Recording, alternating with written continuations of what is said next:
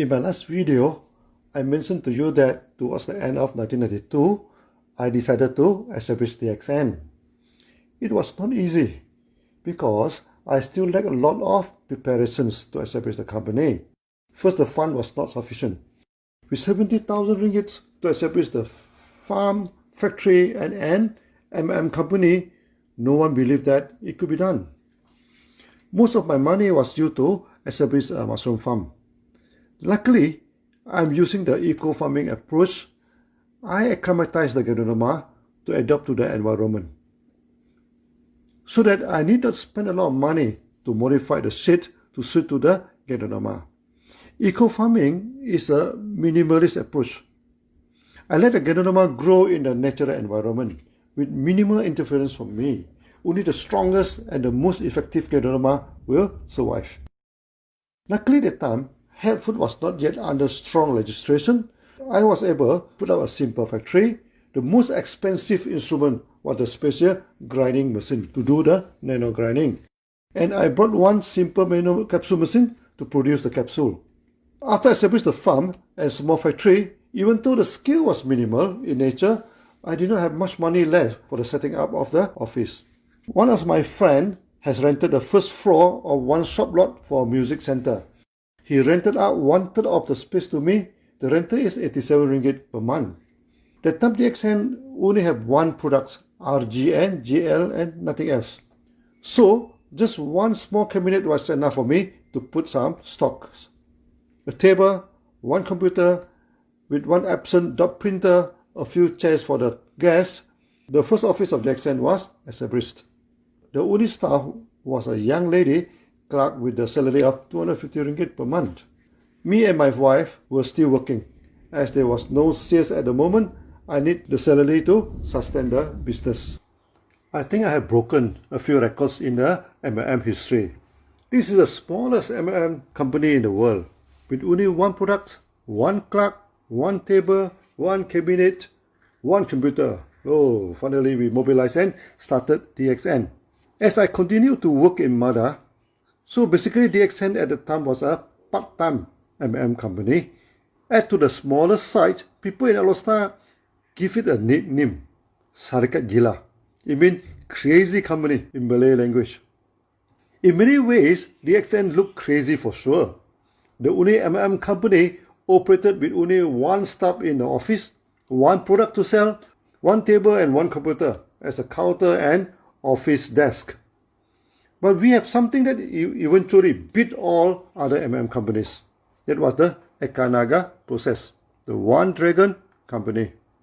This is the Oriental dragon with a long body, meant from raw material production, manufacturing to marketing, all are under one roof. Even all were in minimum scale, we were an Ekanaga company from the first day DXN was born. Ekanaga are two Sanskrit words, mean one dragon. DXN was the only company that using Sanskrit for the company motto. We have three Eka, the three one in the beginning, Ekanaga, Eka Pasar and Eka Minda. Pasar is the Malay equivalent of bazaar, mean market. Minda is mind. So that DXN is a one dragon, one market and one mind company. From the very first day it was born. The people in Alostar almost laughed to death when they heard the one world, one market from DXN, which in Malay we call it Satu Dunia, Satu Pasaran. Many thought that I have lost my sense and become lunatic. DXN do not even acquire any members in the nearby city, and yet talking about link all markets in the world together as a single market, that you can sponsor the people in other country as you sponsor your neighbor. In front of DXN office is the Youth Sport Club in Kedah. The rental for the meeting hall was cheap, only 30 ringgit per night. So I rented the small meeting hall to start the first meeting of DXN. I called and invited as many people as I could, more than 100 of them. And I spent a lot of effort, to prepare for the first meeting. My brother-in-law is running a photo shop for taking wedding photo. I borrowed video camera from him and took some video on DXN Ganoderma. Record the various growing stages of Ganoderma and my experiment on the chicken and etc. And I took some slides too, developed them in the Photoshop of my brother-in-law and borrowed his slide presenter to cast the slide on the white wall. At evening, about 12 people came for the meeting. All of them were my friends. Especially one of them was doing well in one company. I have a high hope for him to join me. I did not have enough money to do some printing. At the time, printing was costly, and there were always minimum quantity for the first printing. I think maybe I should save money on that. So many of the printed material that I can provide were all photostated. I went to the best photostat shop in the town and made the best copies to my best effort. That time the video was recorded in a bulky cassette. CD were in its infancy and very costly to burn it. And thumb drive was basically non-existent for the computer at the time. So I prepared about 20 cassettes of video. I'm thinking maybe my material was photostated, but I could give them real video. No Geronima company ever documented how they experiment on Geronima. But in my video, I'm showing them how the experiments are carried out. I also prepare some coffee and snacks, try to make my guests comfortable. Finally, the meeting started. How I come to know Geronima from the villager, on my way to supervise the Pudu Dam, how I go into the forest to forage for Geronima. They were not impressed. To them, only aborigine goes into the forest to forage. One of them even asked me, Lim, you are the engineer, and you can get Geronima easily from China and Taiwan. Why go to the forest hunting for it like Orang Asri, the aborigine? What they mean was that, look, you are a well-educated engineer, and you can get the product easily from the third party. You should wear smart and present yourself nicely. Once you go into the forest and forage like an aborigine. I told them my stories of going to the forest, experiments on chicken will be great stories for them. I have made a huge mistake. They do not have good thinking about forests. Rest about the chicken, which is supposed to eat them, no? Not enjoying seeing them fly like a phoenix and spend the night on top of the tree like an eagle. They did not come for the meeting to listen to my Geronima story. They came out of curiosity. Why I'm working as a senior engineer in the government? With such a secure job and easy life, why should I go to the forest and deal with the chicken? They did not know the job of an engineer was not easy for me. And I love wilderness and forest. On one occasion, I did follow my father, went into forest looking for some herbs that remain sweet memory to me to this day. But my romantic feeling about the forest was not shared by them. They felt that my parents had spent so much money and effort to educate me. Finally, I have become an engineer and working in a government job, and they call the government job a steel bowl. Meaning the job is always secured. You will not get fired. This was the dream of many families, to let his son or daughter to work for the government.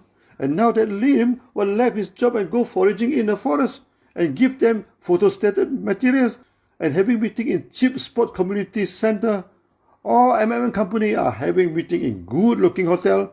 None of them will come to cheap community center, rent a cheap hall, and try to convince people that they are good company for them to join. I showed the video to them, present the slide to them, and when I come to the marketing slide, I told them DXN shall go for one world, one market. They burst into laughter. One of them asked me, what is the nearest town to Alostar? That was a funny question. Everyone know it is Simpang Apat. That means the crossroad, as two roads intersect through that town. A small but beautiful town, about 8 kilometers away. I asked him why. He asked further, how many members do you have in that town? I answered none. They burst into laughter again. I don't even have a single member from the nearest town. And I talked about going worldwide for the so-called one world, one market. At first, I thought the one world, one market was such a beautiful phrase that I could coin it, link the whole world together, sponsor the foreigner, just like you sponsor your neighbor. The forest and the chicken already too much for them. Then come the one world, one market concept again. That was a huge joke for them. Half of them went to toilet halfway, never come back. They did not even wait till the coffee break. After the coffee break, all of them excused and went home. I'm supposed to tell them the marketing plan after the coffee break. None of them were interested. They came because they wanted to listen to me why from a secure job as an engineer, I want to involve myself in agriculture and plant mushroom.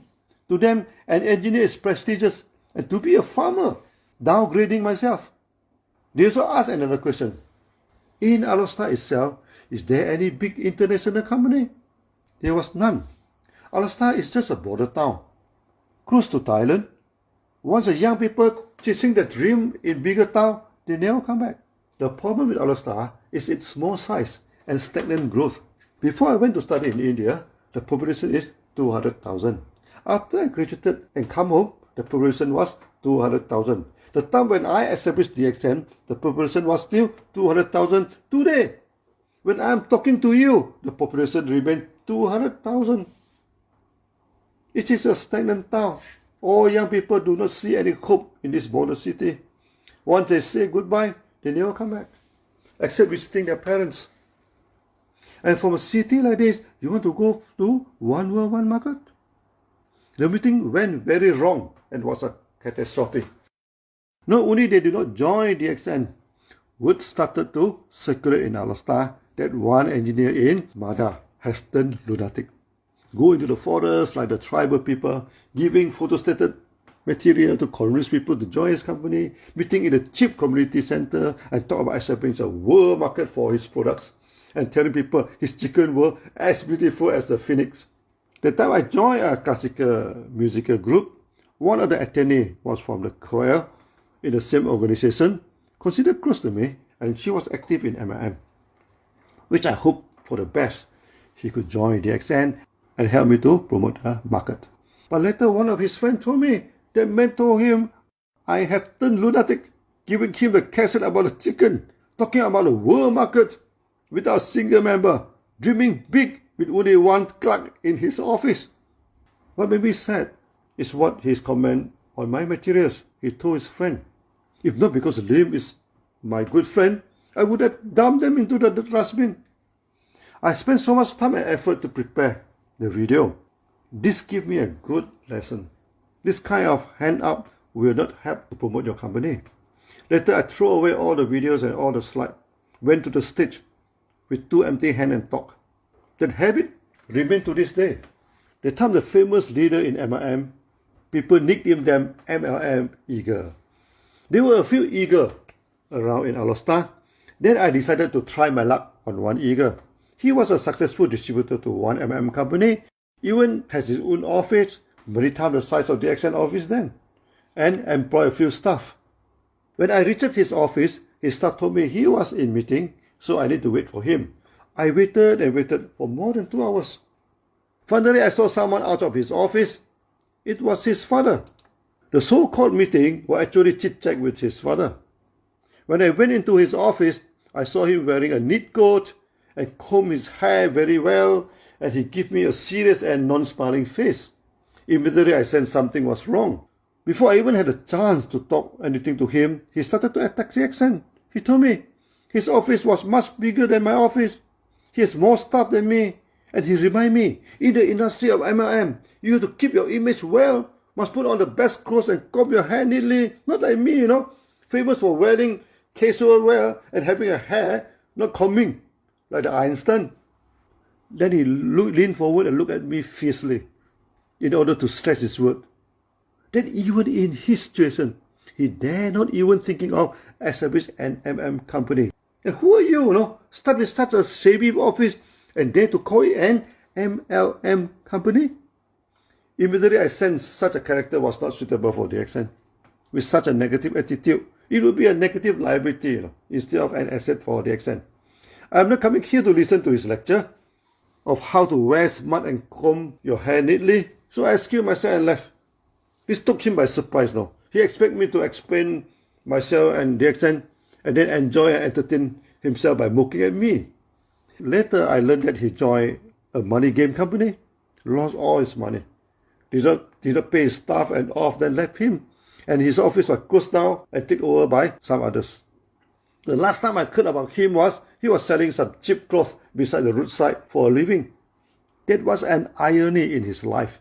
He kept telling people, do not wear cheap clothes and must put up a coat If you call yourself an eager in MLM, but later end up selling cheap clothes at the free market, that may not look like a good ending. Later, when DXN was listed in the main board and stock exchange, one of his friends told me that man said that he has made the most stupid mistake in his life. The friend thought it was the wrong joining of the money game scheme. He said it is not. That he did not join DXN in the initial day. It's the greatest mistake he has committed. I told his friend, it was not a mistake. It is the arrogance that has blinded him. After the ban, I continued to hunt for the eagle. At one time, I went to Butterworth, about 2 hours drive from Ulster, to meet up with 5 eagles. The meeting went well actually. They let me completed with all my talking. After the meeting, we go for supper. Over the noodles and cups of coffee, they told me they were impressed by me, but they could not join DXN. I asked them why. First, I'm younger than all of them. Their car are all better than my car. The company they joined in is 100 times, if not 1,000 times bigger than DXN. They told me, with such a small office and driving such a cheap car, no one will ever join your company. They insist to pay for the supper. This carries a strong message that please do not come back to us. We are not interested. The hunting for eagle fared very badly. Not to say any eagle, even a small sparrow also refused to land in DXN. I stopped hunting for eagle and realized that it was not easy for me to penetrate into the Chinese market. So I started to move to the non-Chinese market, especially the Malay market. How I managed to change the approach I'll tell you in another story. It is quite interesting and dramatic too. After I moved the market to focus on the Malay market, DXN started to generate some sales. Towards the end of 1993, DXN can generate about 20,000 ringgit per month. This is the sales, not the income. The income is hardly a few thousand. And to sustain the farm, factory and an office, money always not enough. Even I put everything down to bare minimum. Finally, DXN stepped into 1994, and in June, my wife told me a bad news. There was only 4,000 ringgit left in the bank account. DXN could run out of money soon. This was the second time in my life the desperation crept in. The first one after I graduated from India. I remember it well. I transit one night in Bangkok. I can soak myself in a bathtub with warm water. I felt very good. Then I told myself, now I have graduated. I could find a job. Later build a small house for me and my family. Use a small car. Manage a simple life is okay. I am a minimalist. Bare-bones simplicity in living, never a problem for me. Since I am not demanding, I should have an easy and simple life. That time I also wish to become a mathematician. I love physics and mathematics. During my free time, I could study the quantum physics and Einstein's relativity theory, and maybe I could work on the mathematics too. After all, my professor say an engineer is a combination of mathematician and practical scientist. But not even 3 months into the job, my dreams shattered into pieces. The life of an engineer was not easy at all. In future, I will tell you more of the stories. My father was a small-time contractor. At time, the economy was not good. Many of his clients did not pay him well, and his business collapsed too. The financial burden all landed on me. The salary always not enough. Many engineers at such situation may started to get some commission from the contractors because all the payment has to be certified by the engineer. When we practice shunya, there are 5 shall not. First, do no harm. Second, do not take what is not belong to you. Third, do not disrupt the harmony of a family and society. First, making no false claim. Fifth, and lastly, do not intoxicate yourself. These are the basic 5 principles to become a normal human being, and I try my very best to stick to it. The second law stated that we shall not take what is not belong to us. I never ask for commission from any contractor. And I also never find trouble with them. Instead, I try to help them as much as possible, solving many technical issues at the sites and making computer programs so that they can prepare their claim easily. Many of them become my good friends. So, my dream to become a simple person, live a simple life, did not work. The real life is always not what we expected at all. So that was the first problem I am facing in my life. After I started DXN, I also stopped doing any other business. So my salary together with that of my wife are the only two sources of money. Even that, the salary can hardly cover all expenses. Me and my wife think that maybe it's wise to stop DXN for a while. Later, when the situation improves, then could continue again. You remember the eager that made me wait for 2 hours in his office? Actually, the 2 hours was not a total loss. He has one downline.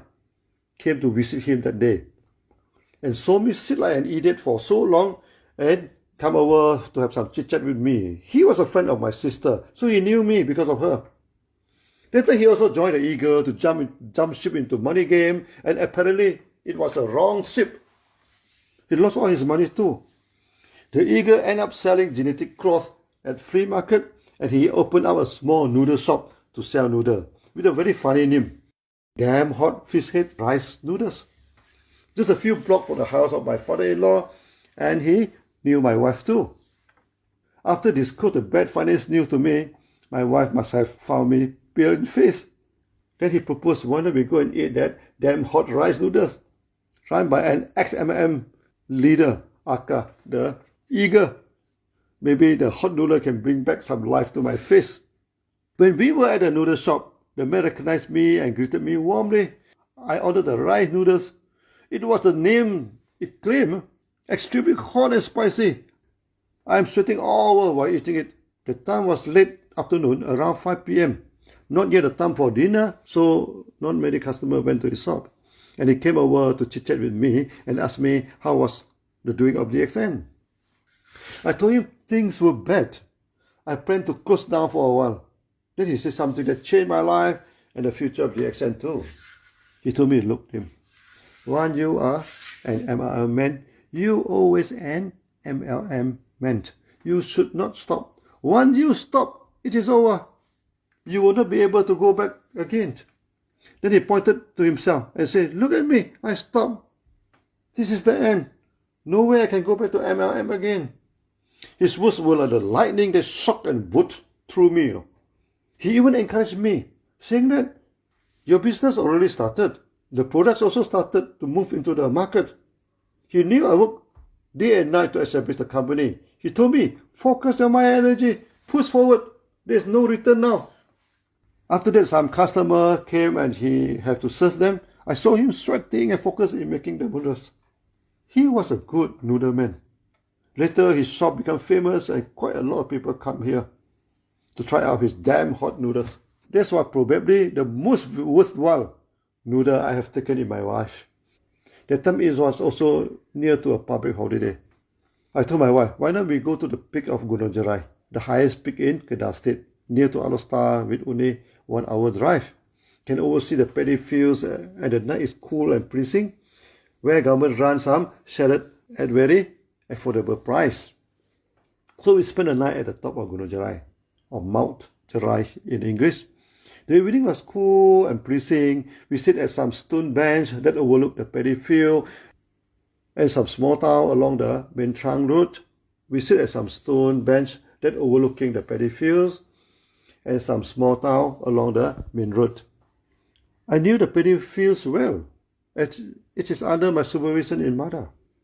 That night was a beautiful night. The lamp of the small town and some houses are flicking softly. The chirping of the insects were very soothing. We sit there for quite some time without talking much. Then I told my wife, dear, I'm going to resign from Mada. She kept quiet for a while. It may not come as a surprise to her, as she knows that the job exerts too much pressure on me. And it was a matter of time I resigned from the job. After pondering for some time, he asked me the practical question. Now DXN was at the worst moment. What if the company ran out of funds and collapsed, and you left with no job?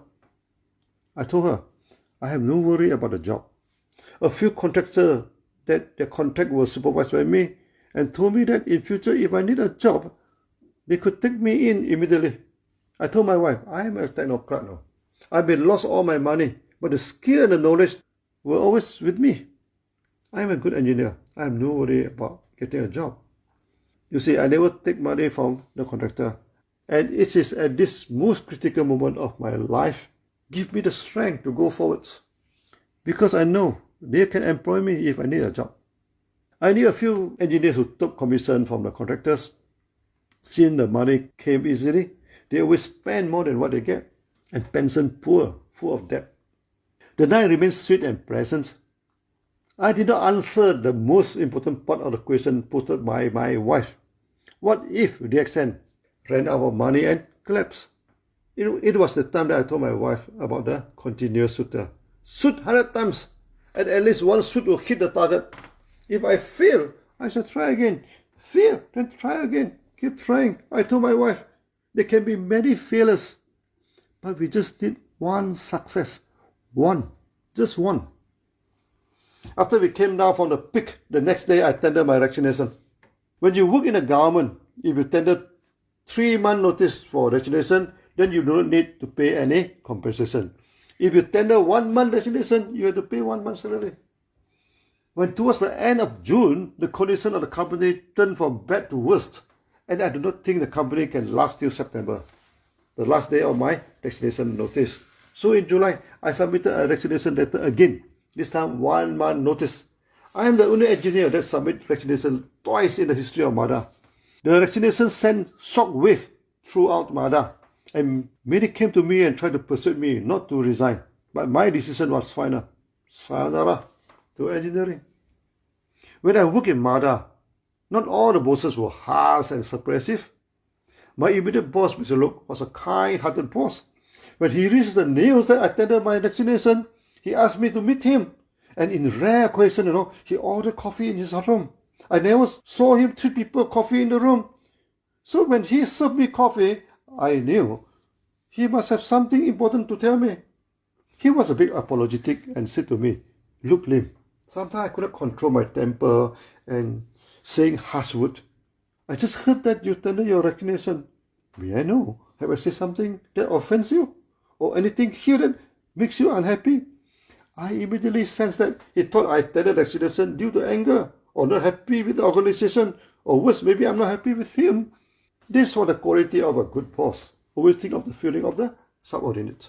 His good intention make me remember till this day. Immediately I told him, I am tired of engineering. He was a good boss and I liked him very much. There was nothing wrong from him that made me unhappy. As a kind elder, he did ask me to consider my resignation carefully and would do anything in his capacity to help me if I needed. I bid thank you to him and told him I want a new career. The day of engineering was over for me. So finally, I'm a free man now. Free like a bird, could fly to anywhere that I wish now.